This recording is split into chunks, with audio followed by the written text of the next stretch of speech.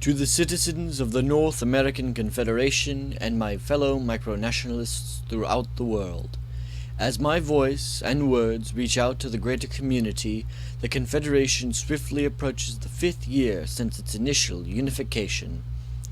Though much of this time was under the period of internal conflict and governmental inactivity that was the interregnum, I am here to assure the world that we have stabilized as a government and are slowly but surely approaching the end of our provisional state of existence.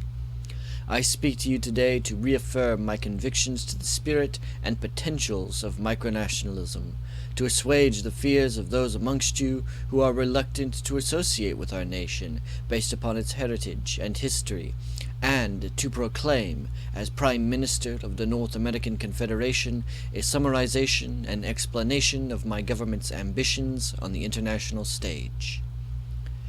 When one considers the paragons of micronationalism, those nations that represent the closest successors of our community to the true breadth of the micronational spirit, that being full and legal acceptance and recognition in the macronational world, one thinks of the principalities of Sealand, Saborgia, and Hutt River, the Empire of Australasia, and the republics of St. Charlie and Molossia.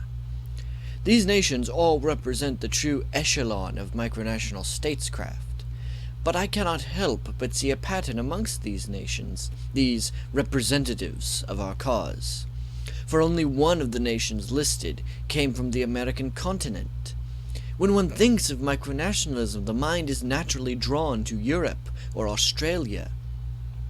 These are considered by many to be the birthplace of micronationalism, even though the Americas have harbored the micronational spirit no less potently. This was the continent of Emperor Norton, of the Vermont and California republics, of the Kingdom of Redonda, the oldest extant micronation in history. Even the very foundation of the United States itself is a predecessor to the spirit of micronationalism, the belief that a person has the right to choose how they are governed or govern.